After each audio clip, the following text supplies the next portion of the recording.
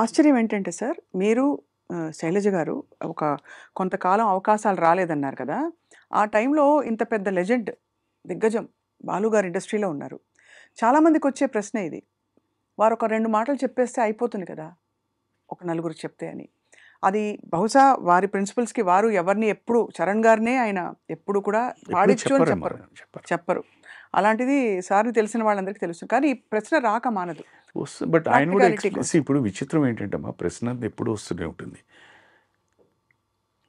మీరు ఇప్పుడు అడిగిన దీని గురించే శైలజ గారు చెప్పారు ఇంటర్వ్యూలో. అన్నయ్య ఎవరికి రికమెండ్ రికమెండ్ చేయరని. అని అవును. చెప్పారు అంటారు. ఆవిడ. అవునవును. నేను చెప్పాను, సార్ హిమ్సెల్ఫ్ హెస్ టోల్డ్, అవును.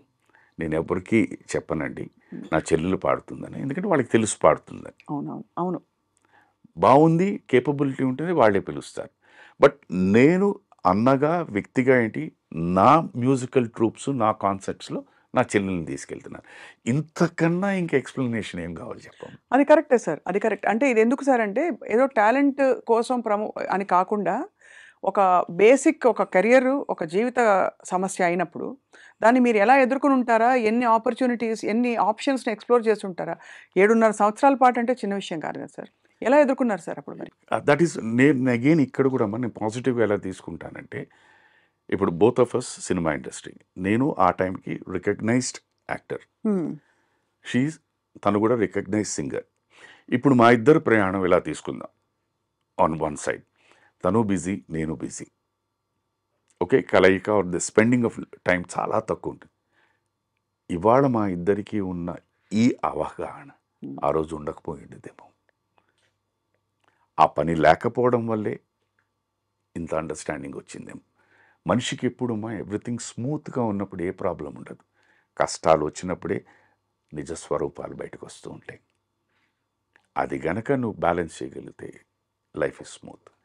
సో బహుశా మా ఇద్దరిని ఈ అండర్స్టాండింగ్ ఇలా ఉండడం కోసమే భగవంతుడు ఇది చేసాడేమో అని నేను అనుకుంటాను. ఇది ఇప్పుడు ఆఫ్టర్ థాట్ సార్. అప్పటి పరిస్థితుల్లో అప్పుడు అంతేనండి. How did you swim through and మీ తర్వాత మీ ద్వారాలు ఎలా తెరుచుకున్నాయి See, మరి? నా బేసిక్గా అప్పుడు ఉన్నప్పుడు ఏవో చిన్న చిన్న వస్తువులు ఉంటాయి కొనుక్కున్నవి. సో ఫస్ట్ మన ఇంట్లో ఏం చేస్తాం, ముందు పెట్టేస్తాం. వన్ బై వన్ అది అమ్మేయడమో ఏదో చేస్తాం. That's how I went through. That's how we went through. తర్వాత ఏం చేయాలి అని సరే మళ్ళీ నేను I went to Taj Coromandel. మళ్ళీ ఉద్యోగం చేయడానికి అడిగాను, నవ్వారు. నా క్లాస్మేట్స్ వాళ్ళందరూ చిన్న చిన్న బిజినెస్లు చేస్తూ ఉంటారు, వాళ్ళ దగ్గర అడిగాను. అప్పటికి ఎన్ని సినిమాలు అయిపోయాయి మీవి? అంటే నేను ఎన్ని సినిమాలు అయిపోయావు అని పక్కన పెట్టండి, I'm talking about a film called Shiva. దాని తర్వాత జరిగింది. ఎక్కడికి వెళ్ళినా కూడా people will talk about only Shiva. నా క్లాస్మేట్స్ వాళ్ళు ఉన్నారు, వాళ్ళు వచ్చిన నువ్వేం చేస్తావురా అని. డ్రైవింగ్ వచ్చు, పిఆర్ఓ చాఫర్ కమ్ పిఆర్ఓగా చేస్తాను, మీ బిజినెస్లు ఎవరో వస్తుంటారు కదా తీసుకురావడం చూపించడం ఇవి అని నవ్వేశారు. అది it is not that they didn't want to give me, but వాళ్ళు they felt it a delicate thing అనమాట. అలాంటి తరుణంలో నిజంగా నాకే కాదు, నాలాంటి ఎంతోమందికి ఎన్నోసార్లు చెప్పింది, భగవంతుడు టెలివిజన్ అన్నది ఒక వరప్రసాదం కింద పంపించాడు. ఆ వరప్రసాదం ఏంటంటే నా జీవితమే కాదు, నాలాంటి ఎంతోమంది జీవితాల్ని రోడ్డును పడేయకుండా చాలా గుప్తంగా కాపాడేసింది. అందుకని టీవీకి ఎప్పుడూ నేను రుణపడి ఉంటాను. This is a fact. ఓహో ఆహా అని లేకపోయినా అట్లీస్ట్ ఎవరి దగ్గర చేయి జాచకుండా, ఎవరిని ఏమీ అడగకుండా ఉన్న దీంట్లో మేము వి లెఫ్ట్. That is thing.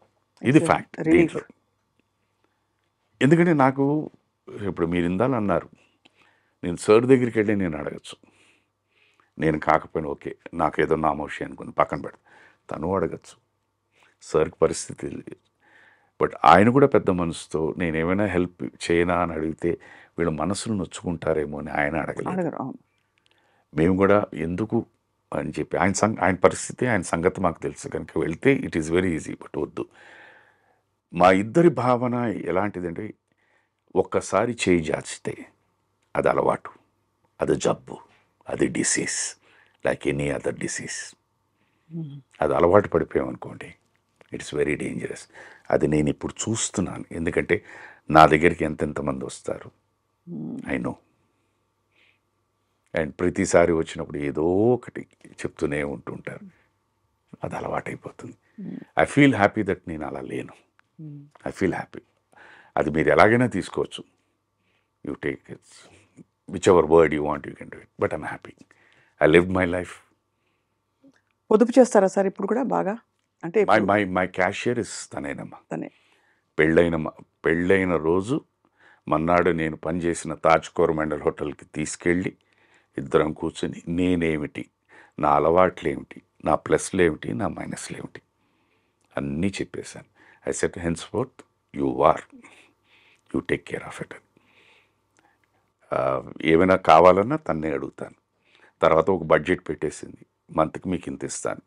అది మీరు ఒక రోజులో ఖర్చు పెట్టుకుంటారా, నెలలో ఖర్చు పెట్టుకుంటారా, దాచుకుంటారా, నాకు అనవసరం.